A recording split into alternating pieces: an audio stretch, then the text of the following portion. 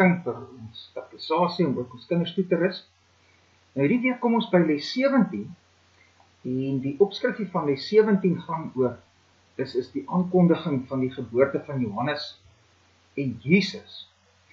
En ons gaan stilstaan in hierdie les in Lukas 1 en dan veral van vers 5 af tot by vers 39, of vers 38 eintlik van Lukas 1. Dit is die gedeelte waarby ons hierdie week met ons kinders moet wees. Nou, as ons by Lukas kom, dadelik sien ons ons is nou van Abraham in die Ou Testament na Jesus en Johannes in die Nuwe Testament. So ons maak nou hier 'n geweldige sprong. Ek dink ons het verlede week ook gesê omtrent 'n sprong van by die 2000 jaar en hoe werk dit nou? Ek dink ek wil hierdie week begin deur eers net so 'n paar lyne te trek, net dat ons dan die konteks reg het, die openbaringsgeskiedenis reg het. Anders val mens nou ons ewe skielik in die Nuwe Testament in en mens sê wat op aarde gaan nou aan. Dit is belangrik dat ons die groot lyne van die evangelie van God, die evangelie van Jesus, die evangelie van die koninkryk moet raak sien. So kom ons doen dit heel eerste hierdie week in ons toerusting. Nou, ek dink wanneer ons in Lukas 1 vers 5 tot 25 gaan lees, dit is die aankondiging van Johannes. Nou, ons gaan nou in detail daarop ingaan, of later in detail daarop ingaan. Maar ek dink die groot ding wat ons daar gaan raak sien, is dat God self in hierdie wêreldse geskiedenis inbreek om sy koninkryk laat kom. Kom ons dink net 'n bietjie oor die storie van die koninkryk, die God se geskiedenis van die koninkryk. In die begin het hy 'n goeie wêreld geskep, sy koninkryk in die begin. Adam en Eva is daar, na die beeld van God geskep. Hulle leef as konings en priesters daar in die tuin in Eden. Hulle is seun en dogter van God, 'n wonderlike bestaan wat hulle daar het. Maar dan kom die sondeval in Genesis 3. Dit is die rebellie in die koninkryk van God. Daarby kon ons lekker diep stilstaan nou al hier in die begin van die jaar. Die sondeval geskiedenis, rebellie teen God se koninkryk. Dit is die rebellie wat gebeur wanneer die mens begin leef met die leuen van Satan. Die leuen van Satan sê jy kan self God wees en jy kan vir jouself besluit wat is reg en verkeerd. En daar gebeur die sondeval en die straf op die sondeval is die dood en die uitbanning uit die tuin, uit Eden. En nou leef ons na die sondeval, leef Adam en Eva en hulle nageslag ons in 'n wêreld onder die oordeel van God. Dis 'n vervloekte wêreld, 'n wêreld onder die oordeel, 'n wêreld waar die loon op die sonde die dood is. En dit is dood in 'n fisiese doodgaan, dit is dood vir 'n verhouding met God. Jy wil nie in 'n verhouding met God wees nie, dis 'n dood wat jou uiteindelik in die ewige dood bring, in die hel bring. Maar dan kan ons sê, gee God dan alles op na die rebellie? Nee, ons God maak klaar wat hy begin het. Ons God het 'n goeie koninkryk in die begin geskep en hierdie koninkryk gaan hy volëindig in Openbaring 21 en 22. Lees ons van die volëindiging van die koninkryk, die volheid van die koninkryk op die nuwe aarde onder 'n nuwe hemel.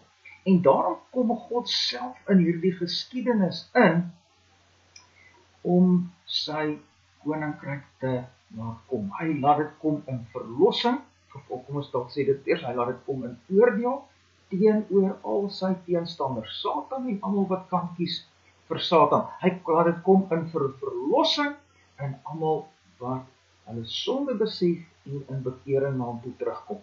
Nou 'n baie belangrike ding wat ons gaan raak sien as ons by Lukas 1 vers 5 tot 25 kom, is die konsep van die dag van die Here. Nou die dag van die Here het natuurlik 'n paar betekenisse in die Bybel. Een is die Sabbatdag, die dag waarop ons ook tot by mekaar kom, die eerste dag van die week, die Nuwe Testament Sabbat, om ook te aanbid. Maar dan is daar ook die dag van die Here, die Yom Yahweh, die dag van Yahweh. En dit is die dag waarop hy sy koninkryk in hierdie wêreld laat inbreek en laat kom. Dit is die dag van oordeel, dit is die dag van verlossing, en dit gaan dit nie net oor 'n 24 uur tydperk nie, dit is 'n era, die tydperk van sy oordeel, die tydperk van sy verlossing, die tydperk waarin hy sy koninkryk laat kom. Nie die Bybel, veral die Ou Testament profete, die dag van die Here. Nou as ons aankom in Lukas 1 vers 5 tot 25, waar ons gaan lees van die aankondiging van Johannes se geboorte, dan het daardie dag nou omtrent aangebreek. Ons staan op die nippertjie van die vervulling van die dag van die Here, waaroor die Ou Testament profete verkondig. Dit is die dag waarop die Here aan die werk gaan in die wêreldse geskiedenis om uiteindelik die volheid van sy koninkryk te laat kom. En in 'n sekere sin is ons en leef ons as Nuwe Testament mense, as Nuwe Testament Christene in daardie dag, daardie tydperk is op die oomblik aan die gang, en dit sal 'n hoogtepunt bereik by die wederkoms van Jesus Christus. So ek dink dis die eerste ding wat ons moet raak sien. Ons het die groot prentjie hierso. Wat is die groot prentjie? Genesis 1 en 2, God se goeie skepping. Openbaring 21 en 22, die wonderlike herskepping. Tussenin is daar 'n sondeval, en dan die rebellie in die koninkryk, en dan God wat self in hierdie wêreld inkom, in die geskiedenis in, om die koninkryk in sy volheid te laat aankom, en mens noem daardie inkom die dag van die Here. En dit gaan ons raak sien as ons nogals daar by Lukas 1 vers 5 tot 25 gaan ons. So, en ons kon tot dusver in hierdie jaar kon ons nou nogals al lekker sterk fokus op die koninkryk in die begin. Ons kon fokus op die koninkryk, die rebellie in die koninkryk, en toe 'n klomp geskiedenis daarna. En ons spring nou na 'n punt toe in God se geskiedenis waar daar regtig groot dinge gaan gebeur. Die dag van die Here, die koms van God self, om sy koninkryk te laat kom. Nou goed, maar daar's nog iets, en dit is baie belangrik vir as ons aanlees in Lukas 1 vers 26 tot 38, en kom ons kyk na dit. Nou, en die vraag is, as God in die geskiedenis inkom om sy koninkryk te laat kom, hoe kom hy in? Wel, God laat sy koninkryk kom deur die vervulling van die moederbelofte. God kom in en deur die kind wat hy beloof in die moederbelofte in hierdie wêreld in, om sy koninkryk te laat kom. En dan weer oor die moederbelofte. Dis die groot ding wat ons die hele tyd mee besig is, die moederbelofte. God se moederbelofte dryf die hele geskiedenis, dryf God se geskiedenis. Wat is daai moederbelofte? Wel, daar reg na die sondeval sê die Here vir Satan, wat in die slang manifesteer, sê vir hom, luister, ek stel vyandskap tussen jou en die vrou, en tussen jou saad, Satan, die ongelowige wêreld wat vir jou kan kies, en die saad van die vrou, dit is die gelowiges, die kerk. En een uit die vrou sal jou kop vermorsel, jy sal hom in laat skien, wat hy gaan oorwin deur lyding heen. En nou het ons tot en met les 16 van ons kateksasie hierdie jaar baie stilgestaan by die koms van daardie kind. Ons was nog al die pad besig met die koms van daardie kind, daardie een uit die saad van die vrou, daardie een saad wat die oorwinning gaan bereik. Dat nie maar net stry nie, dat nie maar net ly nie, dat nie maar net kant kies vir die Here nie, maar ook uiteindelik oorwin. En die Here oorwin in en deur hom, deur daardie kind. Wie is daardie kind? Wel, dis Abel, daar reg in die begin in Genesis 4. En Kain, slangstaat, sal aan hom dood. En dan wonder ons, wat gaan nou gebeur? Waar gaan daardie kind vandaan kom? En dan gee die Here vir ons verset. In Set sien ons die vrousaad. En dan het ons daar in Genesis 5 die geslagregister gehad van Set, en ons sien hoe kom sy kinders uiteindelik lees ons daar van Noag, maar as ons dan na Genesis 6 toe gaan, dan sien ons, daar's 'n skrikwekkende ding wat gebeur, want die lyn van die kerk, die kan ons amper sê, die kerk word heeltemal wêrelds daar in die geskiedenis van Genesis 5 en Genesis 6, en hulle ondertrou met die Kainitiese geslag, die slangsaad, en al wat oorbly uiteindelik is Noag. En dan sê die Here, hy gaan die wêreld verwoes met 'n vloed. Maar vir Noag sê hy, bou 'n ark. En so sien ons hoe die Here in Noag die vrousaad bewaar, in die ark die vrousaad bewaar. En dan het hierdie Noag ons die 3 seuns, Sem, Gam en Jafet. En dan sien ons hoe die Here aangaan in die lyn van Sem. In die lyn van Sem kry ons die vrousaad.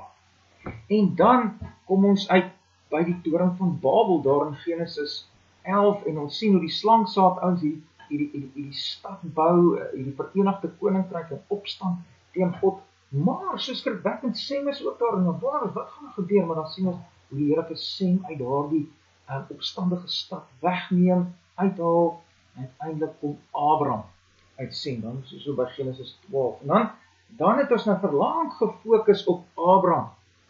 Ons het deur die Abraham geskiedenis gewerk van Genesis 12 af tot by Genesis 22, en die hele tyd was die groot issue die kind wat die moederbelofte vervul, moet uit Abraham kom, maar die probleem is, Abraham kan nie kinders hê nie, sy vrou Sarah is onvrugbaar, maar dan loop die geskiedenis aan, en dan sien ons hoe die Here uiteindelik Isak laat kom, en uiteindelik kom Jesus uit Isak. Wat dit gou vir ons lees, as mens nou net jou Bybel oopmaak in Lukas 1, daar waar ons nou gaan lees vandag, ons blaai van Lukas 1 af aan na Lukas 3 toe, dan kry ons in Lukas 3 vers 23 die geslagregister van Jesus, en wat interessant is van Lukas is dat hy begin by Jesus, en dan werk hy terug na Adam toe. Kom ons lees dit net 'n bietjie, want dan gaan ons nou die name van wie ons nou meer geleer het, tot hiertoe in die jaar optel, en dan sien ons sommer, hier loop die lyn van die openbaringsgeskiedenis. Nou kom ons lees 'n bietjie. Lukas 1, 3 vers 23 sê, en hy, Jesus, was omtrent 30 jaar oud, toe hy begin het om te leer. Hy was soos hulle gemeen het, die seun van Josef, en dan gaan die geslagregister na die af.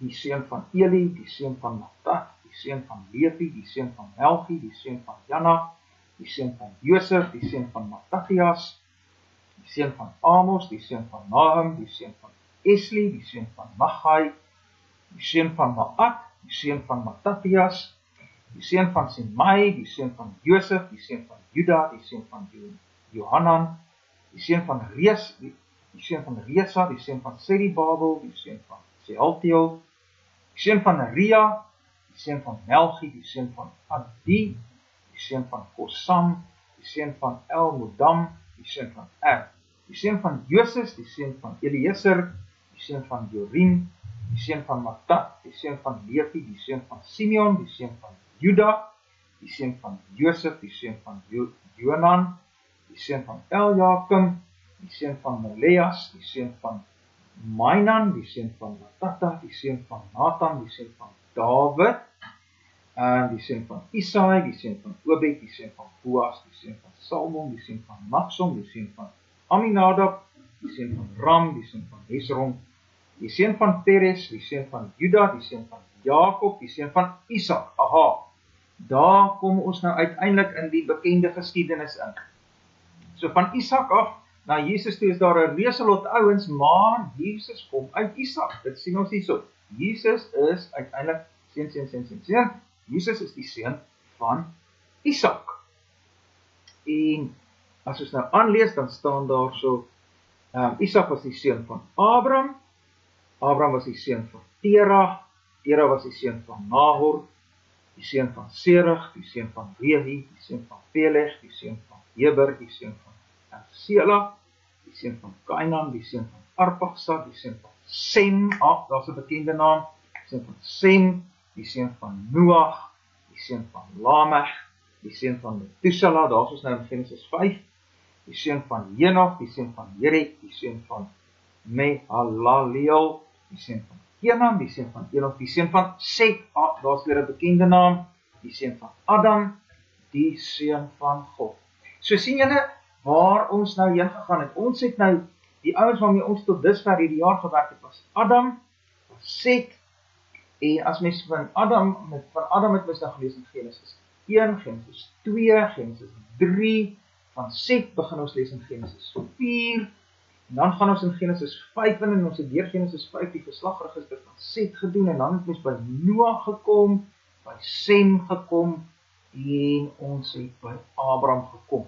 So dis die groot ouens wat ons behandel het, en uit Abraham kom Isak, en uiteindelik uit Isak Jesus. En nou spring ons in ons katekisasiewerk van Isak af na Jesus toe, en ons gaan nou fokus vir die res van die jaar op Jesus en wie Jesus is. Maar vir belangrik vir nou, wat ek net hier wil wat ons gaan raak sien in Lukas 1 vers 5 tot 25 is hoe God self in hierdie wêreld inkom, sy dag laat aanbreek, die dag van die Here laat aanbreek, en besig is om in die dag van die Here sy koninkryk te laat kom, sy oordeel te laat gebeur, sy verlossing te laat gebeur, en uiteindelik die nuwe skepping te laat aanbreek. Wat ons van raak sien in Lukas 1 vers 26 tot 39, is dat die Here se koms in hierdie wêreld nie losstaan van die moederbelofte nie. Hy kom juis in die kind wat hy beloof in die moederbelofte. Wie's daardie kind? Set, Noag, Sem, Abraham, Isak, uiteindelik Jesus. So dit wys ons nou net so 'n bietjie waar op aarde ons in God se storie is, in sy koninkryk storie, in sy openbaringsgeskiedenis storie is. Nou, volgende gaan ons dan ingaan op Lukas 1 vers 5 tot 25 en dan Lukas 1 vers 26 tot 39. Nou dit is dan in ons volgende toerusting sessies. Julle moet goed gaan vir die res van die